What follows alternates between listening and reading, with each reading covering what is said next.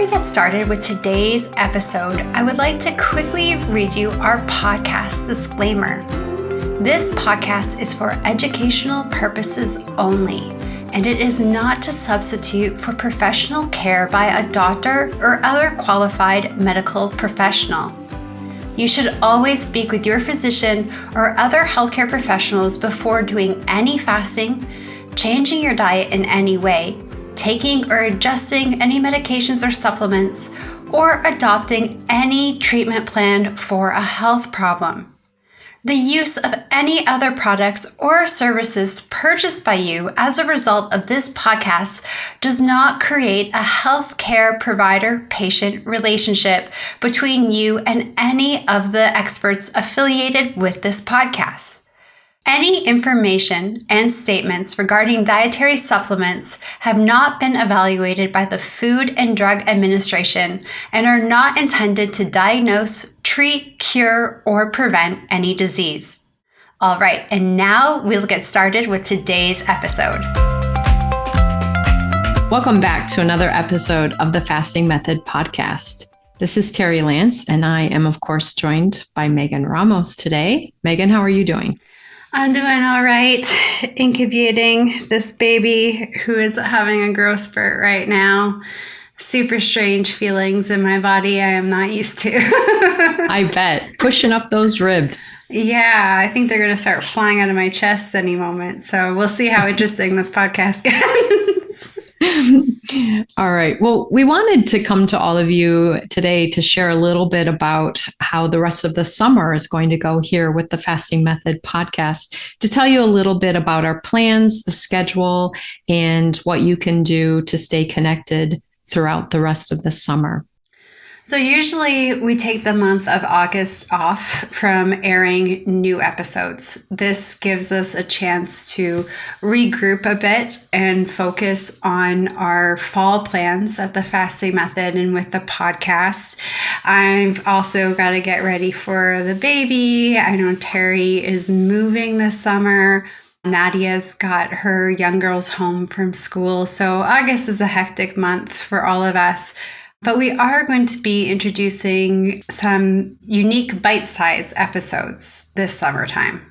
I'm really excited about that, Megan, because I know a lot of people really like the podcast episodes and, those come out at the beginning of the week, but sometimes people are ready for something else at the end of the week. And so what we decided to do is just to sample some shorter episodes. So it won't be more than one of us. It'll be just one of us coming to you for those bite-sized episodes. And we're going to maybe pick either a topic, a little bit of a hot topic that we want to address. You can imagine mine might be mindset topics, and some of them might be a couple of Q&A questions, but they're going to be just really brief episodes. And we want to see how this goes. If people like having an extra little dose of the TFM podcast in the week, if there's a particular format that works best. So we're going to be sampling that out, and August is our first month to sample that out. The other thing that I know we're going to be busy doing in August, as you said, kind of planning for the fall and all of our own personal projects, but also in order to have new episodes come out in September and October, especially this year with baby Ramos on the way, we need to do some recording ahead of time to have new episodes to come out. So we will not be off in August. We will be busily making what you'll be listening to for the next few months. But it's a good time for us to regroup, give you some repeat episodes that are some of our favorites that we think have the most impact for people. And then, come back to you with the new ones in the fall and also those bite-sized episodes in August. Some words of wisdom from Terri and I going into the month of August.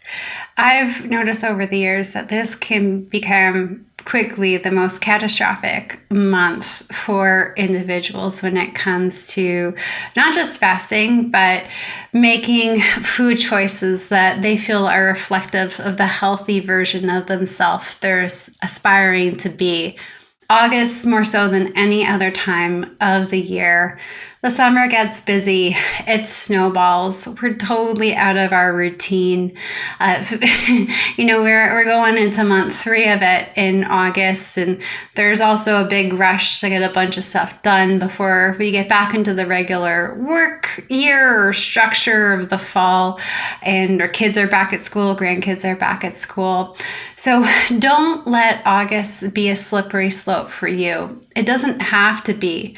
And over at the Fasting Method in our community, we're really dedicating this summer to practical skills to help you stay consistent even in the mayhem of things. So your schedule with travel and friends and family visiting might not look like you can do the therapeutic fast, but there's so much that you can do. And this is going to be the huge emphasis at the Fasting Method in August, supporting one another through our community, through all of these events. Our 30 plus live meetings a week are going to largely be focused on a variety of skills, fasting, meal timing, little hacks that you can do to help make August a successful month. We understand people can definitely accelerate things come the Tuesday after Labor Day when we're back to norm, but we don't want to be starting from scratch or feel like we're starting from scratch. So the community is a really great way to get involved. I'm going to be leading a monthly challenge in August, helping people navigate these ebbs and flows. So we put out a new lesson every week, and there's an active community forum where you can engage with me in real time, in real life throughout the month. So I really want to help you make sure that August is not this wash. We just want you to be able to turn up the fasting dial in September. We don't want you to feel like you're restarting. And there is so much you can do, even if you can't fit into your standard cookie cutter fasting protocol that you're used to doing. I think another reason sometimes we see this happen at this time of year is for some of us, we know in a few months down the road, there are some holidays coming. We know that tends to be a challenging time. We're ending the summer, which can be a challenging time. And we know we have a few months coming where we're really going to buckle down. And I think some people use August as their Last Supper kind of mentality. I'm going to get all of those things that I won't be doing for the next few months. And then unfortunately, when they do really start dialing in more in September, they're at more of a deficit, or like you said, just at a more challenging point. So I really encourage people not to let August be the Last Supper mentality of living it up large. The other thing I was thinking, Megan, is getting ready for preparing yourself with some basic skills during this month, getting your time restricted, eating really solid, getting your food choices, the healthy food that works for your body, getting those choices really solid, because also coming up in the fall, we have some more master classes that people may be interested in joining. And so this is a time when you can dive in more in depth with us, doing a master class, being in the community during that master class. But it's like, get yourself ready so that when you get to the master class, you're already in a really good place. And then you can dive in more deeply into the progress and the things that you want to work on in the master class. So really use this last month of the summer to get ready for those opportunities coming in the fall. You bring up such a good point. I'm in a master class right now as we're recording this episode, and I've run several of them now. I've got a little bit of experience, and there is that Last Supper mentality pretty much at any time of the year going into a master class. And I can tell you now, I've had enough experience leading into them to know people who are in a good mindset, who have, got their hormones a little bit under control with some of these basic practices. They get a lot more out of the course. And they make great progress over the course. And a month later, they send me in these great messages about how their A1C came down from 8 to 5.5, how they came off of this medication, how they hit this new body fat percentage low. When you have that Last Supper mentality, it takes a while to recalibrate your system, to get into a place where you're even mentally able to absorb this information very well. So you definitely will make the most of a masterclass having some basic skills. So what I'm talking about is just what Terry's talked about, really trying to eliminate snacking. I'm now calling it the Leave It to Beaver diet. Everybody go your summer homework. Watch an episode of Leave It to Beaver. People ate 3 meals a day. They didn't snack. The kids were lucky to go to school with an apple. Those simple strategies, even if you have visitors and you find yourself eating more frequently or you're traveling, but just those basics of good time restricted eating and being mindful of your intake of ultra refined and processed foods can set you up for great success. And actually, our last intermittent fasting masterclass of the year is going to be offered right after Labor Day. It starts the Wednesday after Labor Day because I do have this baby on the way. So we won't be doing another intermittent fasting masterclass. But we have some really interesting masterclasses when it comes to type 2 diabetes, self-sabotage, some really great things that can help you build upon the core masterclass topics as well. So, don't let August be the slippery slope. Little things that you can do can make a big difference. Terri, I was recently sharing in one of our community meetings that I've been eating 3 times a day as a pregnant lady, doing daily 14-hour fasts. That's just how I need to eat because I cannot eat regular size meals right now. Even this far into pregnancy, my digestive system says, heck no, lady.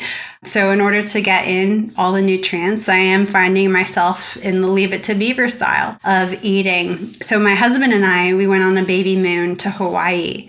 And he had recently lost some weight doing 48s and 24s and mixing them up. And then he's going away with this lady who says, okay, if I don't eat within the first 90 minutes of waking, I'm going to be super sick for the rest of the day. So he was nervous about trying to figure out how he was going to, should he have meals with me? Should he skip meals with me? And I said to him, I'm fine if you don't want to come down with me for food or join me. I'm cool with that. I get it especially as a fasting coach. But if you do, we're going to be super active. We're not going to be snacking on anything. We're not drinking alcohol, at this, definitely not right now. So you're going to be practicing good TRE. So, it might be in your best interest to have breakfast before we go hiking or swimming in the ocean for 5 or 6 hours in the heat. Anyways, he joined me for most meals, skipped a couple here and there when he didn't feel hungry. And he still lost 2 pounds throughout the entire vacation. And he was really amazed. And, he used to actually work with us, but it's been a long time now. And he said he really forgot how the snacking and grazing you can pick up at home or at the office is just so detrimental. Because he's like, most days I ate 3 meals with you and I lost 2 pounds in Hawaii. How wild is that? So these basic things can lead to such great results. Absolutely. You brought up something else in that description that I think might be a great thing for people to take into account in the month of August is oftentimes people come to us and they have somewhat of a goal of doing something to increase their activity level, to increase exercise or movement or, whatever approach they really want to look at it. And I think this is a great month for many of us. I know in the US, there's a section of the US that have been experiencing extreme heat, probably in Canada as well and other parts of the world. Our Australian listeners, coming through to the end of winter or the middle of winter. And so just to really think about, can I use this month to get some foundational work going with my movement practices? Yoga, stretching, walking, resistance training in some way. And I often encourage people, I think about the New Year's resolution kind of exercise when people say, all right, I'm going to go to the gym for an hour and a half, 5 days a week. And they make it there once, they're in pain, they're overwhelmed, and they don't go back. So instead, what if you started 3 or 4 times a week for 15 minutes? In a couple of weeks, you're probably going to increase it to 20 minutes. You might increase the intensity of what you're doing a little bit. But again, to use this month as a time just to get the foundation started so that as you move into this next season, you can increase that fitting your other goals, but get the foundation going. Use some of this time to really establish that for yourself. Some great books that come to mind, of course, is Atomic Habits by James Clear, where he talks about, successful habit building comes from working on the 1%, not working at 100% all of the time. Tiny Habits by BJ Fogg, you floss one tooth. I have a coaching client that I'm working with, and she's trying to increase movement and very similar mentality. She's in Toronto. It's very hot there right now. Air quality is not super great with the Canadian fires. So many people are struggling with that right now as well. And so we talked about just doing one stretch a day. Well, that one stretch a day 6 weeks ago has now turned into a 30-minute exercise routine every morning.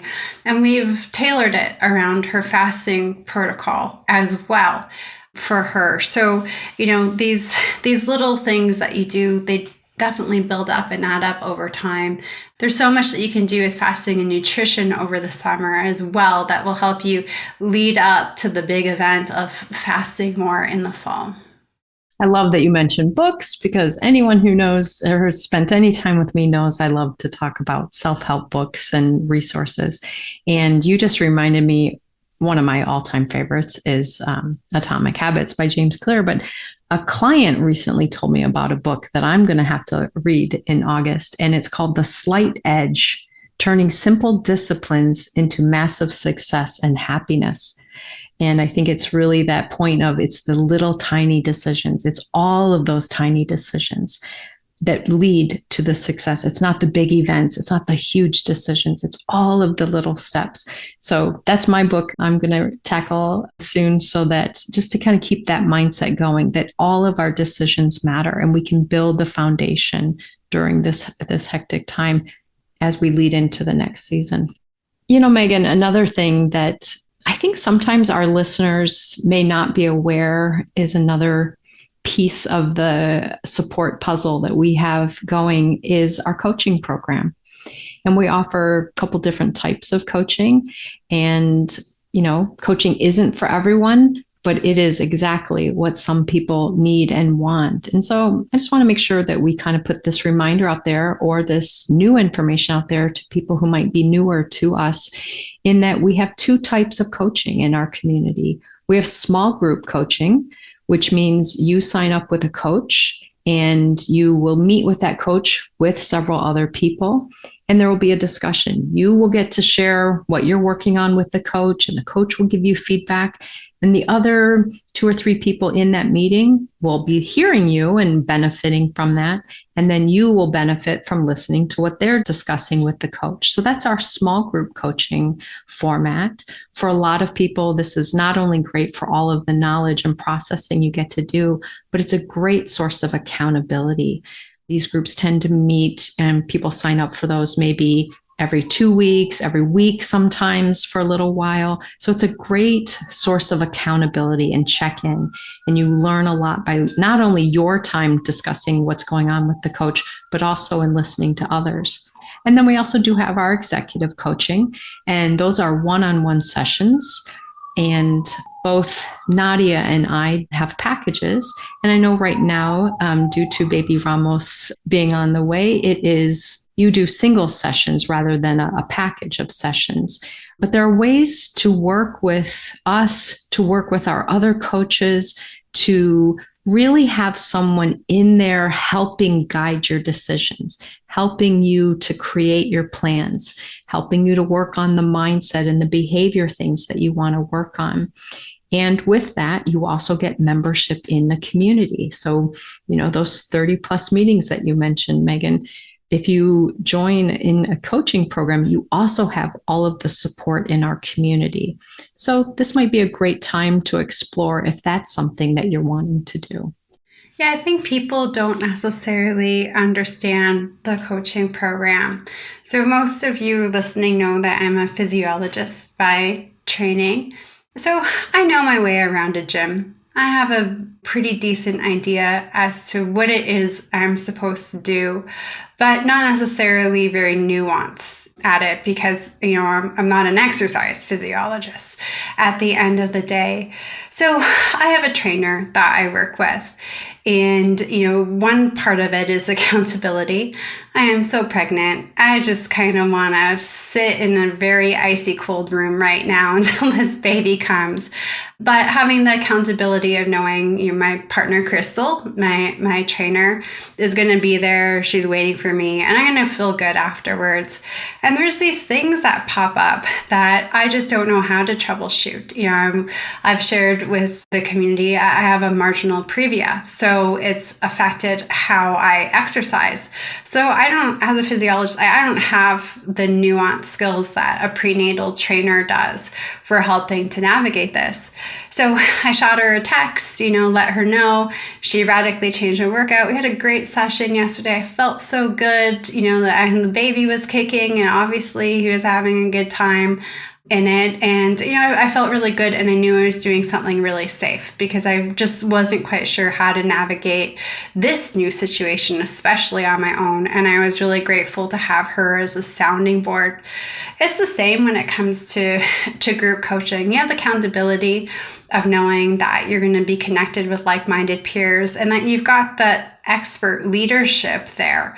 And sometimes, I show up to the gym, my body's all good. I know exactly what it is that I need to do. And I get good confirmation of that from my trainer. And sometimes I've got these things that pop up. I'm not sure how to navigate. And she knows me and my system and is quickly able to put me on the right track. And that's what the fasting coaches do too. So, they are a really great tool and a great resource. You can meet weekly or bi-weekly with your coach as well in the group coaching program. In the executive coaching, we tend to focus on people who are working on sort of deeper metabolic issues or deeper mindset issues. And I think that is also necessary for people that are sometimes, treading in a lot of metabolic illness as well. But then even after that point of getting metabolically stable, transitioning into group coaching for that ongoing navigation and support. I've been asked a lot lately, what is it? What do you do? What can you expect from it? We don't really think of having a fasting coach or a weight loss coach in many respects. So I think you can really sort of equate it to the personal trainer strategy, and it's effective. It's so great to come to work every day and people are coming off medication. I just had a coaching call too with one woman, and a few weeks ago she was hitting the 400s with her glucose and she's now hitting the 100s, and she went out and got all new devices because she was convinced everything she owned was broken just to find out her glucose had fallen into the low 100s. So it's just really rewarding work to be able to do it. But that's what the coaching's about. I think it's great accountability in the summertime too, to help you stay committed to the goals that you're hoping to achieve. And the coaches are really well equipped with a lot of these navigational strategies around the end of the summer holiday traveling. We've all walked the walk. We've all lived this. We've all had to execute it in our real lives. So we're happy to share that experience and expertise with you. Well, all right, everyone, we are going to sign off from our long form podcast into early September, but we look forward to being back every week with some of our bite-sized episodes or our fan favorites from this last season. And we will see you over at the Fasting Method in our community. Happy fasting.